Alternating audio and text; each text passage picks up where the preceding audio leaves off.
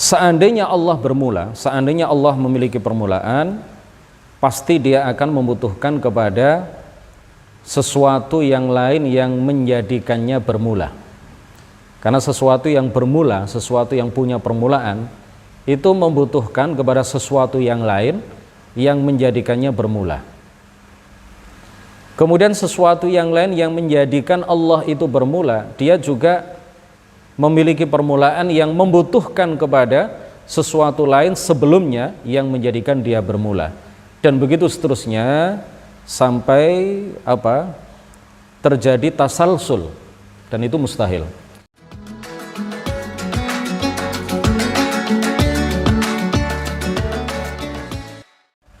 Assalamualaikum warahmatullahi wabarakatuh. Alhamdulillah wassalatu wassalamu ala sayyidina Muhammadir Rasulillah wa ala alihi wa sahbihi wa mawalah wa la hawla wa la quwwata illa billah. Rabbi shrah li sadri wa yassir li amri wa thabbitni ala al-iman. Allahumma la sahla illa ma ja'altahu sahla wa anta ya hayyu ya qayyum taj'alul hazna idza syi'ta sahla. Amma ba'd. Para santri yang hadir secara offline dan para peserta kajian kitab Matan Jauhara At-Tauhid yang hadir secara online, yang mudah-mudahan semuanya senantiasa ditinggikan derajatnya, dirahmati, dimuliakan oleh Allah Subhanahu wa taala. Malam ini adalah pertemuan ke-14. Kita telah sampai pada bab al-ilahiyat. Kita telah sampai pada pembahasan tentang ketuhanan. Bait nazam ke-23. Malam ini kita akan membahas bait nazam ke-23.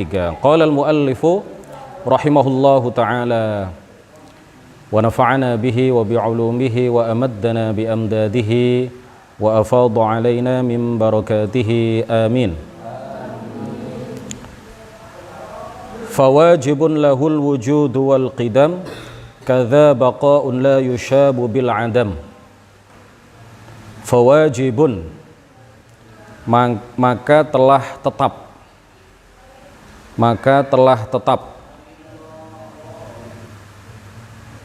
dengan argumentasi akal, dengan dalil dari Al-Quran dan hadis, dan dengan ijma', lahu bagi Allah al-wujudu, sifat al-wujud, wal qidam, dan sifat al-qidam.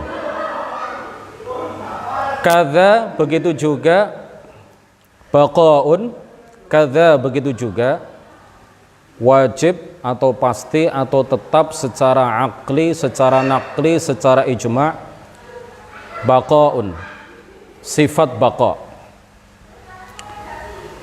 La yushabu, yang tidak, sifat baqa itu la yushabu, yang tidak punah, yang tidak hilang, bil adami, dengan ketiadaan, yang tidak ai la yazul, yakni yang tidak punah, yang tidak hilang sifat baqa itu bil adami, dengan ketiadaan. Mulai pertemuan ini dan beberapa pertemuan ke depan, insya Allah kita akan membahas tentang sifat 13, atau menurut sebagian ulama sifat 20, sifat yang wajib bagi Allah, sifat yang mustahil tidak dimiliki oleh Allah Subhanahu wa ta'ala. Sifat 13 atau sifat 20 adalah syarat-syarat ketuhanan. Jika seandainya Tuhan tidak bersifat dengan salah satu dari sifat 13 atau sifat 20, ya, seandainya sesuatu tidak bersifat dengan salah satu dari sifat 13 atau sifat 20, pasti dia bukan Tuhan. Jadi Tuhan Allah Subhanahu wa ta'ala pasti bersifat dengan sifat 13, atau menurut sebagian ulama sifat 20, atau yang biasa kita kenal sifat wajib 20. Sifat wajib 20. Wajib di sini maksudnya adalah apa? Tetap pada zat Allah secara akli, secara naqli, secara ijma'. Nah, wajib bagi setiap orang mukallaf, wajib bagi setiap orang yang sudah balik dan berakal untuk mengetahui sifat 13 atau sifat 20. Wajib bagi kita yang sudah balik dan berakal untuk mengetahui sifat 20 atau sifat 13. Fardhu ain. Fardhu ain bagi kita untuk mengetahuinya. Meskipun menghafal lafaz-lafaznya itu bukan fardhu ain tetapi fardu kifayah. Menghafalnya itu fardu kifayah. Tetapi mengetahuinya, memahaminya sebagaimana mestinya, meyakininya sebagaimana mestinya, ini adalah fardu ain. Nah, kita sebagai golongan ahlus sunnati wal jamaah, kita menyatakan sebagaimana yang diajarkan oleh para ulama ahli sunnati wal jamaah bahwa Allah bersifat dengan sifat 13. Allah bersifat dengan sifat-sifat. Zat Allah bersifat dengan sifat-sifat yang layak baginya, yang menunjukkan kesempurnaan baginya. Kita tidak seperti orang-orang Mu'tazilah. Orang-orang Mu'tazilah mengatakan bahwa Allah Maha Kuasa tetapi tidak dengan sifat Maha Kuasa. Allah Maha Kuasa tetapi tidak dengan sifat Maha Kuasa. Aneh kan ya? Kata mereka, kata orang-orang Mu'tazilah, Allah Maha mengetahui tetapi tidak dengan sifat Maha mengetahui. Allah Maha berkehendak tetapi tidak dengan sifat Maha berkehendak. Kenapa mereka mengatakan seperti itu? Karena kalau dikatakan, kata mereka, kata orang-orang Mu'tazilah, orang-orang yang tidak benar ya, di luar ahlus sunnati wal jamaah, kalau kita mengatakan bahwa Allah Maha berkuasa dengan sifat qudrah, itu artinya menjadikan ada beberapa Tuhan, kata mereka, yang semuanya tidak memiliki permulaan. Kata mereka seperti itu. Padahal ahlus sunnah ketika kita sebagai golongan ahlus sunnati wal jamaah diajari oleh para ulama, ya, kita katakan sebagaimana dikatakan oleh para ulama ahlus sunnati wal jamaah bahwa ketika kita mengatakan zat Allah bersifat dengan sifat-sifat, itu kita tidak menjadikan adanya banyak Tuhan, tidak. Kita tidak menjadikan adanya banyak Tuhan, tetapi Tuhan itu satu tetapi bersifat dengan sifat-sifat yang layak baginya dan menunjukkan kesempurnaan. Kemudian kita juga tidak seperti golongan karramiyah. Kita juga tidak seperti golongan karramiyah yang meyakini bahwa Allah Subhanahu wa taala bersifat dengan sifat-sifat yang bermula. Ya. Mereka meyakini bahwa sifat-sifat Allah itu tidak qadim. Ada kelompok Mu'tazilah seperti yang kami sampaikan tadi, di luar ahlus sunnah, keyakinan mereka seperti itu, salah. Kemudian ada kelompok lain namanya karramiyah. Ini juga di luar ahlus sunnati wal jamaah. Mereka meyakini bahwa sifat-sifat Allah itu tidak qadim. Jadi kata mereka Allah bersifat dengan sifat kalam, tetapi kalamnya, kata mereka, itu sama dengan kalam kita, memiliki huruf, memiliki suara, memiliki bahasa, berkalam seperti kita berbicara. Na'udzubillahi min dzalik. Jadi di satu sisi ada golongan Mu'tazilah yang mengingkari sifat-sifat Allah, di sisi yang lain ada golongan karramiyah di luar ahlus sunnati wal jamaah yang meyakini bahwa sifat-sifat Allah itu tidak qadim. Allah memiliki sifat, tetapi sifat Allah itu memiliki permulaan. Nah, ahlus sunnati wal jamaah meyakini bahwa Allah bersifat dengan sifat-sifat yang tidak bermula. Sifat Allah tidak bermula dan tidak berakhir. Sifat Allah tidak memiliki permulaan dan juga tidak memiliki penghabisan. Sifat Allah qadimah dan baqiyah.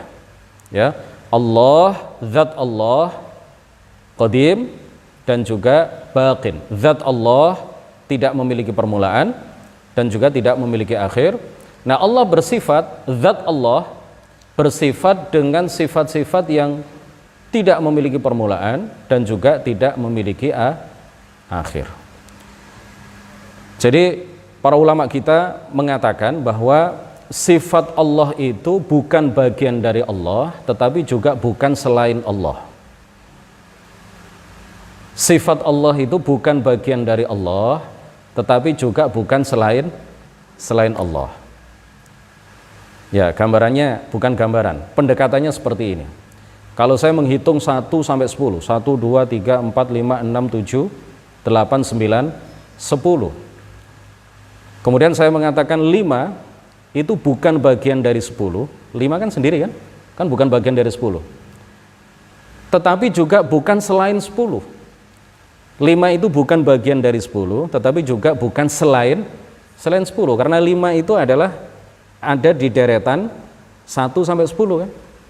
Bukan bagian dari 10, karena 10 di sini, 5 di sini. Tetapi juga bukan selain 10, karena 5 ini adalah deretan angka-angka yang kemudian membentuk angka 10. Jadi intinya bahwa zat Allah nggak bisa dibayangkan. Sifat Allah tidak bisa dibayangkan.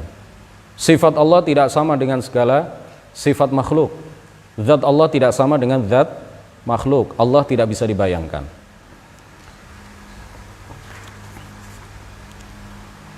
Yang disebut oleh pengarang kitab ini, yang pertama adalah al-wujud.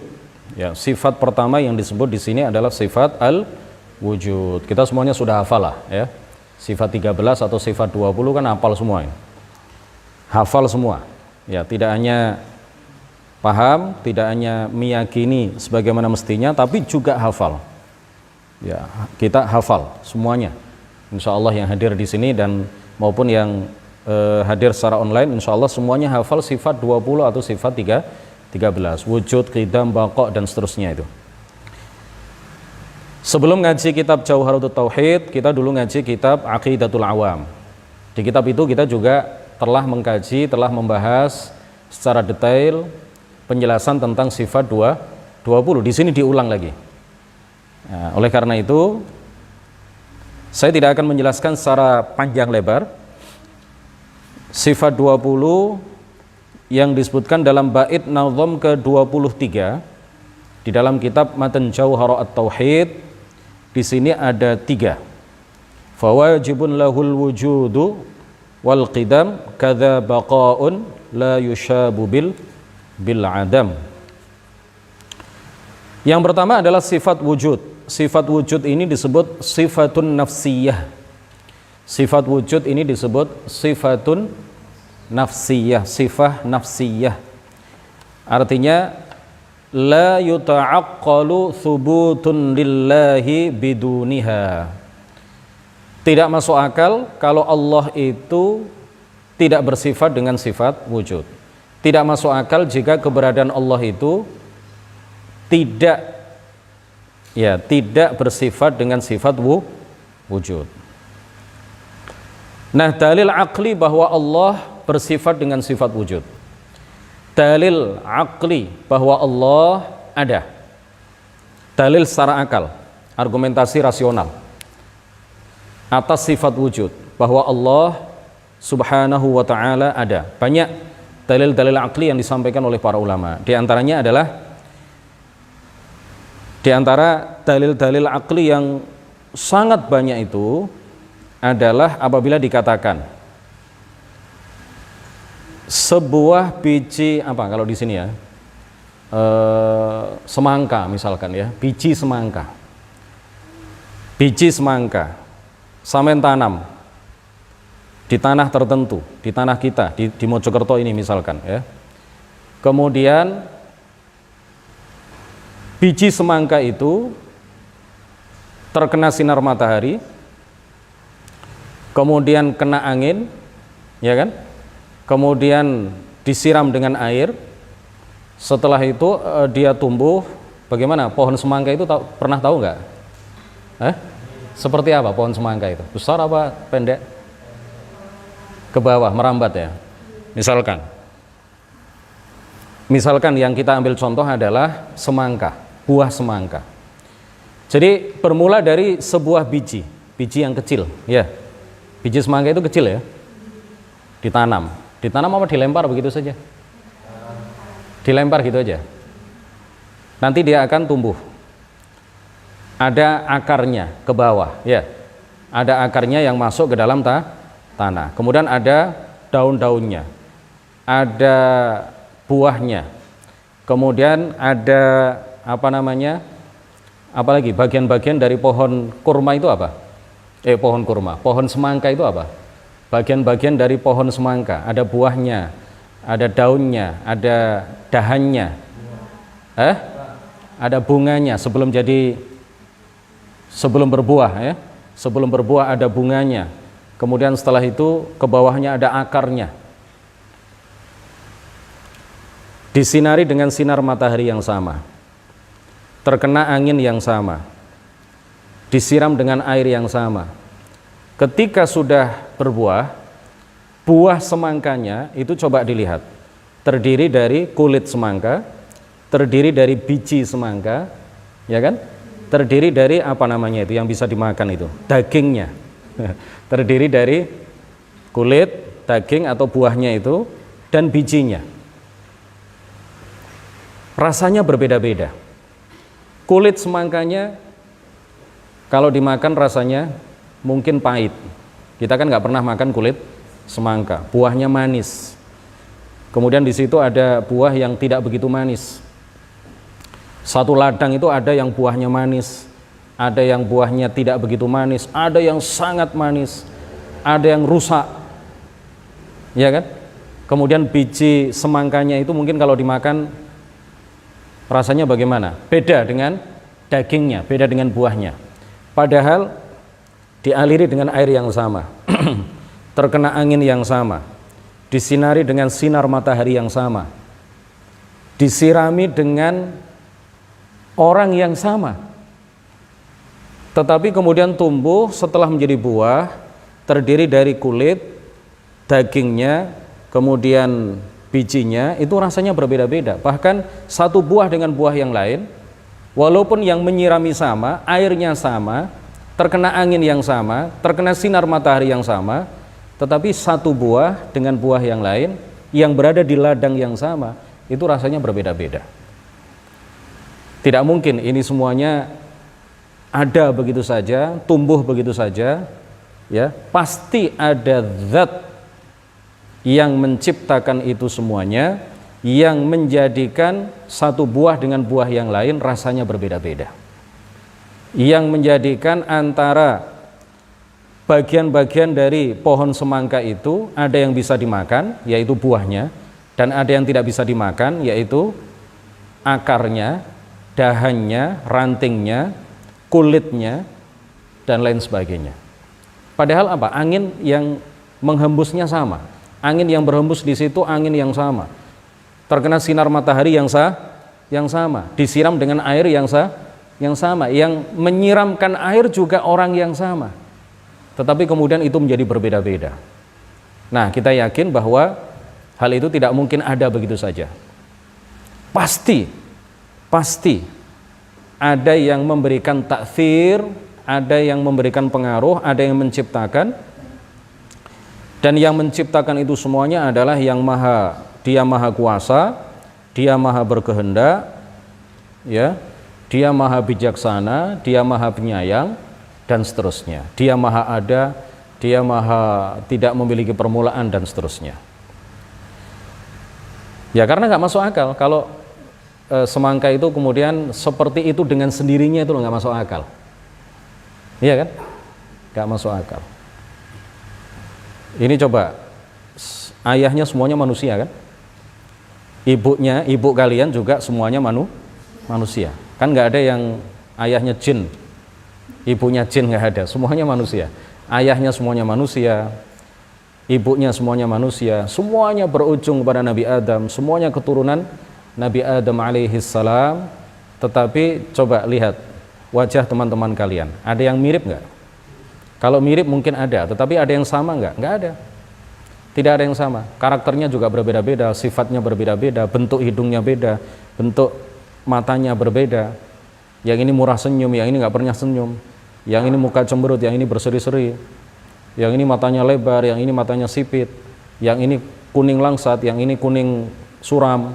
Yang ini putih, yang ini hitam kelam misalkan. Berbeda-beda. Yang ini mancung, yang ini pesek. Padahal semuanya merupakan anak keturunan Nabi Adam alaihissalam. Siapa yang menjadikan kita berbeda-beda? Masa beda dengan sendirinya begitu saja? Gak mungkin. Pasti ada yang menciptakan kita, yang menjadikan kita berbeda-beda. Dan dia adalah Allah subhanahu wa ta'ala, Tuhan yang maha kuasa, Tuhan yang maha berkehendak, Tuhan yang maha bersifat dengan sifat-sifat yang menunjukkan kesempurnaan. Itu dalil akli bahwa Allah ada. Ya, dalil akli, argumentasi rasional bahwa Tuhan itu ada. Alam ini tidak mungkin ada begitu saja. Pasti ada yang menciptakannya. Setiap pukulan pasti ada yang melakukannya. Setiap tulisan pasti ada penulisnya. Setiap bangunan pasti ada yang membangunnya. Tidak mungkin ada bangunan begitu saja tanpa ada yang membangunnya.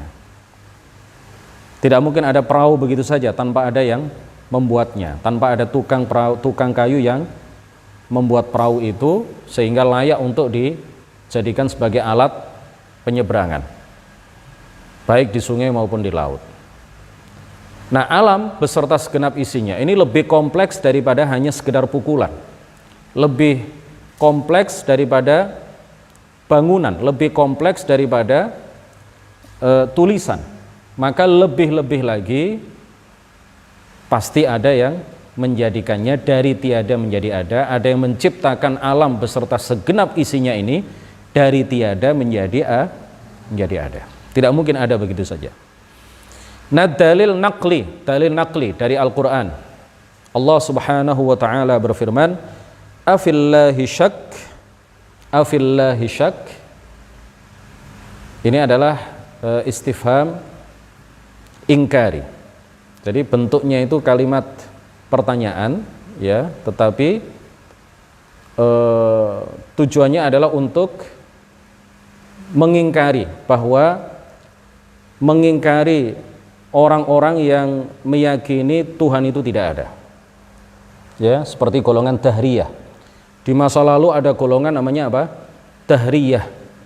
Dahriyah adalah golongan yang meyakini Allah tiada.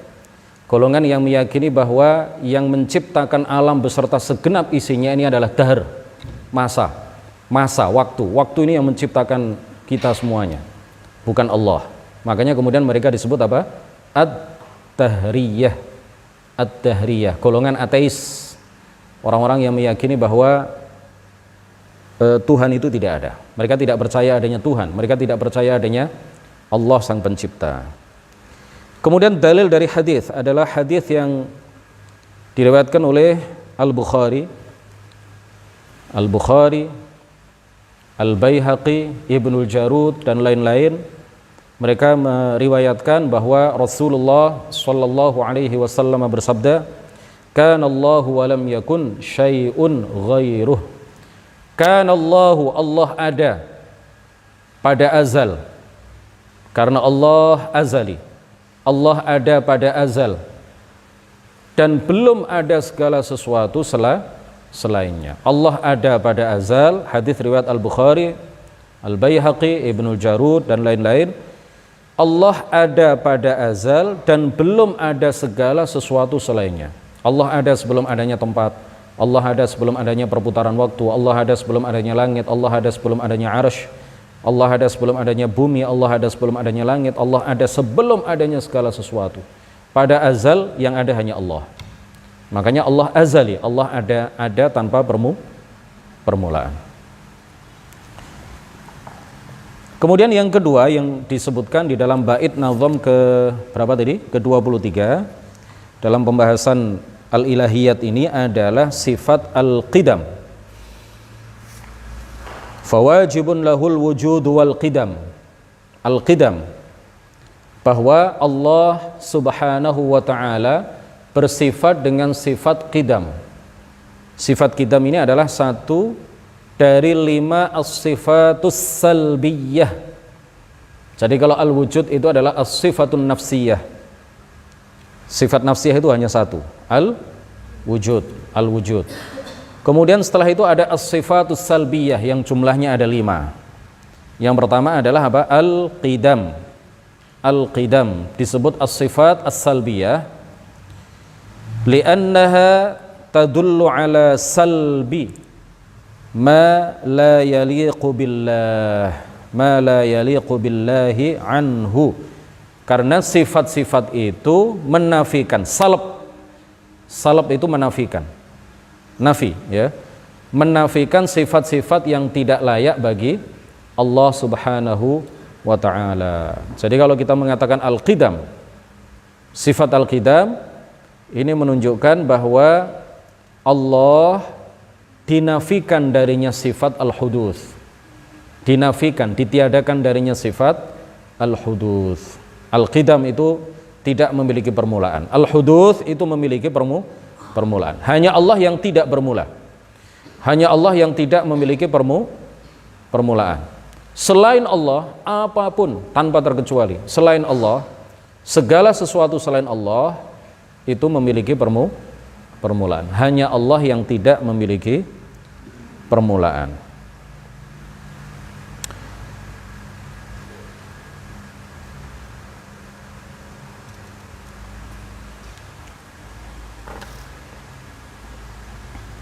Nah, ketika lafadz al-qidam atau al-qadim itu disifatkan kepada makhluk,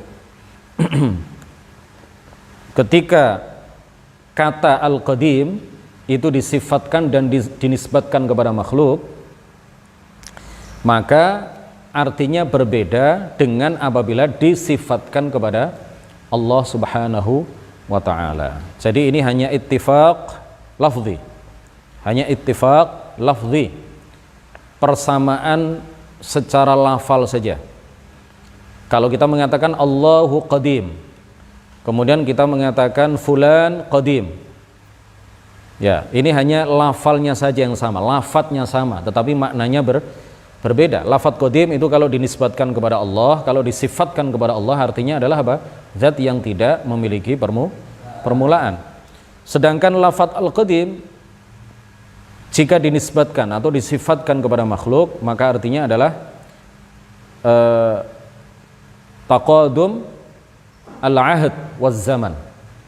Telah taqadama alaihi al-ahd waz zaman.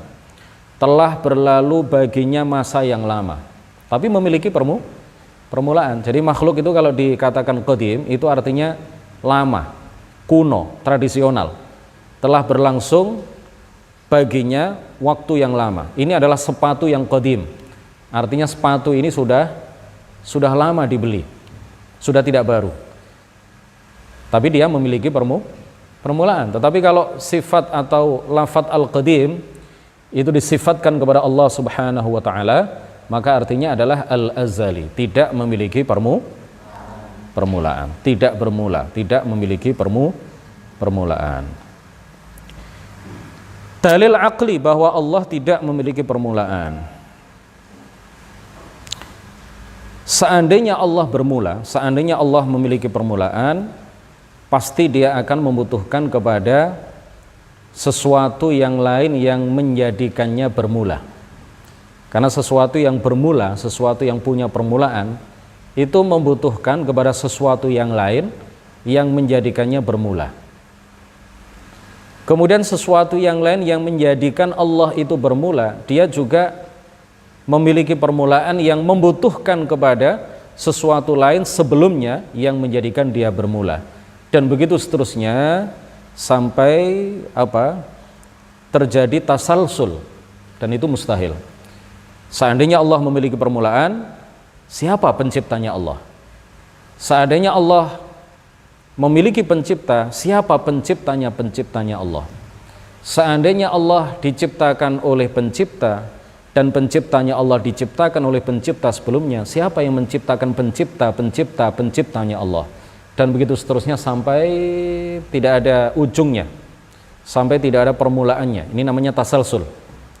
Dan itu mustahil. Siapa yang menciptakan? Siapa yang menciptakan? Dan begitu seterusnya. Maka wajib diyakini bahwa Allah bersifat qadim. Allah tidak memiliki permulaan.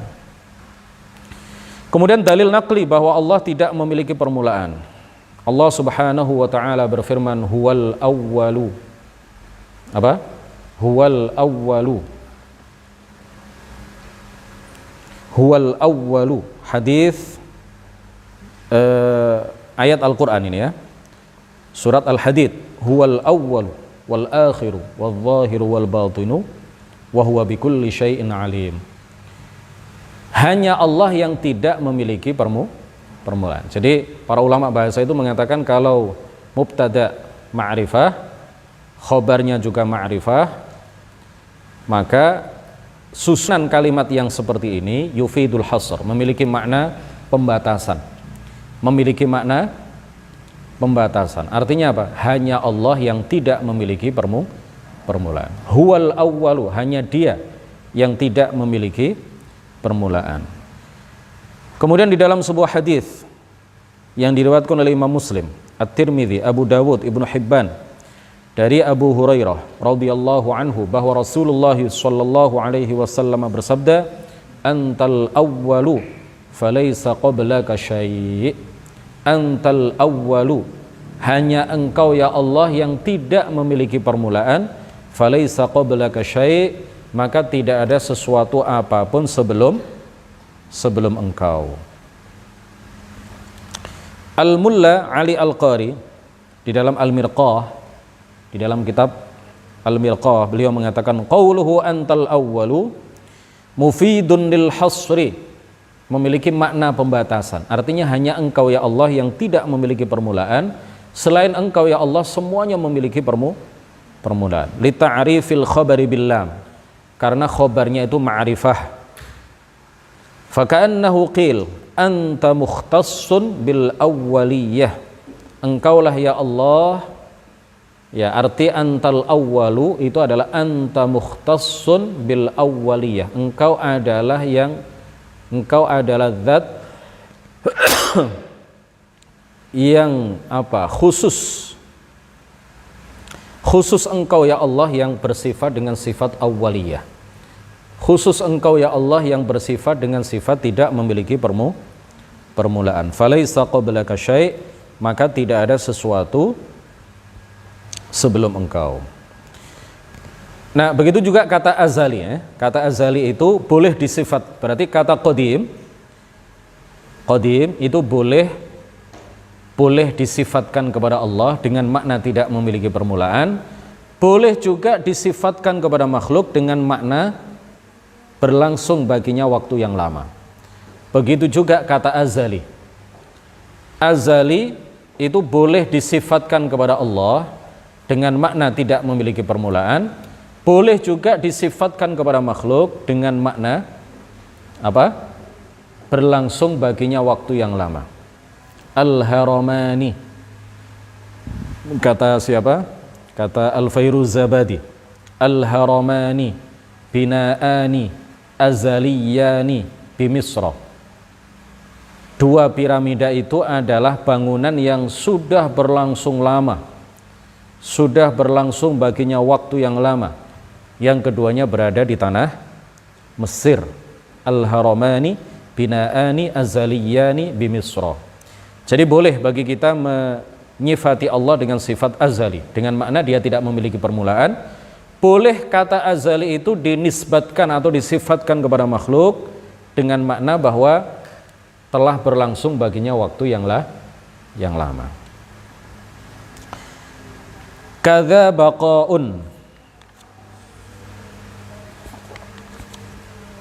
fawajibun lahul wujud wal qidam, kadza baqaun la yushabu bil adam.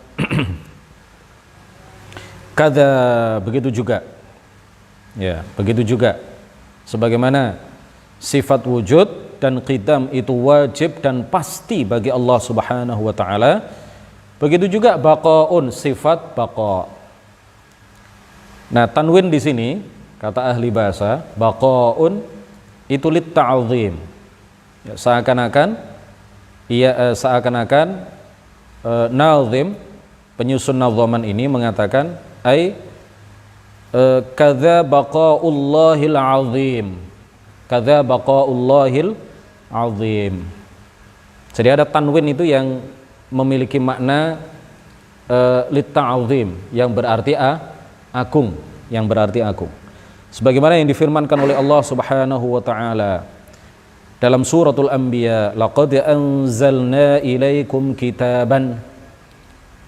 Artinya laqad anzalna, kami sungguh-sungguh telah menurunkan ilaikum, kepada kalian, kitaban, ay kitaban azima, sebuah kitab yang agung.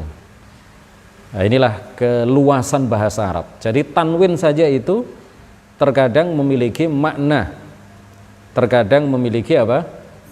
Memiliki makna yang khusus dan melekat pada kata yang diberi tanwin. Sebagaimana difirmankan sekali lagi oleh Allah, laqad anzalna ilaikum kitaban. Itu kalau diartikan kitaban, sebuah kitab yang agung. Jadi tanwin dalam ban, kitaban, itu artinya adalah litta'zim, untuk mengagungkan kitab yang diturunkan oleh Allah Subhanahu wa ta'ala.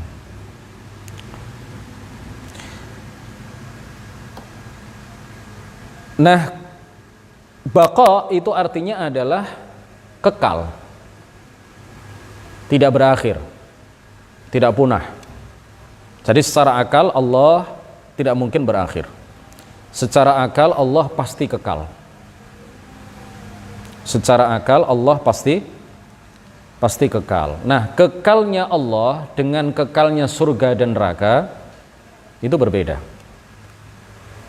Karena Allah berbeda dengan segala sesuatu. Allah kekal, surga dan neraka kekal. Tetapi kekalnya Allah berbeda dengan kekalnya surga dan neraka. Kekalnya Allah itu nggak ada yang menjadikannya kekal. Allah kekal itu karena sifatnya memang maha kekal. Sedangkan surga dan neraka kekal itu karena dijadikan kekal oleh Allah Subhanahu wa ta'ala. Jadi kekalnya Allah itu dzatiyun. Tidak ada sesuatu lain yang menjadikannya kekal. Sedangkan kekalnya surga dan neraka itu tidak dzatiyun. Artinya secara zat, secara akal, karena keduanya makhluk, maka mungkin saja keduanya tidak kekal. Tetapi karena Allah Subhanahu wa ta'ala berkehendak menjadikan keduanya kekal, maka jadilah keduanya kekal. Dalil akli bahwa Allah bersifat dengan sifat baqa. Seandainya Allah Subhanahu wa ta'ala tidak kekal, maka pasti dia memiliki permulaan.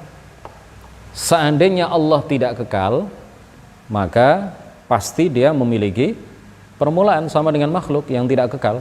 Manusia tidak kekal karena memang dia memiliki permulaan, makanya tidak kekal. Karena sifat qidam Allah, sifat tidak memiliki permulaannya Allah itu telah tetap, makanya kemudian apa? Sifat baqa'nya juga tetap baginya. Karena Allah memiliki sifat qidam, maka dia pasti memiliki sifat baqa'. Seandainya Allah bermula, seandainya Allah tidak bersifat dengan sifat qidam, maka mungkin saja dia punah. Maka berlaku baginya kepunahan. Itu dalil akli. Dalil naklinya, Allah Subhanahu wa ta'ala berfirman dalam suratul Baqarah ayat kursi, Allahu la ilaha illa huwal hayyul qayyum. Al-qayyum menurut satu pendapat artinya adalah ad-daimul wujud. Ad-daimul wujudil ladzi yamtani'u 'alaihi at-taghayyur waz-zawal. Zat yang maha kekal, yang tidak mungkin punah dan berubah. Al-Qayyum, zat yang maha kekal, yang tidak mungkin punah dan tidak mungkin berubah. Dalil naqli dari hadis adalah apa yang diriwayatkan oleh Imam At-Tirmidzi di dalam Jami' At-Tirmidzi atau Sunan At-Tirmidzi. Diriwayatkan juga oleh Ibnu Hibban di dalam Sahih Ibnu Hibban dari sahabat Abu Hurairah radhiyallahu anhu bahwa Rasulullah sallallahu alaihi wasallam bersabda, "Inna lillahi tis'atan wa tis'ina isman mi'atan illa wahida." Sesungguhnya Allah memiliki 99 nama, 100 kurang 1 dan seterusnya itu.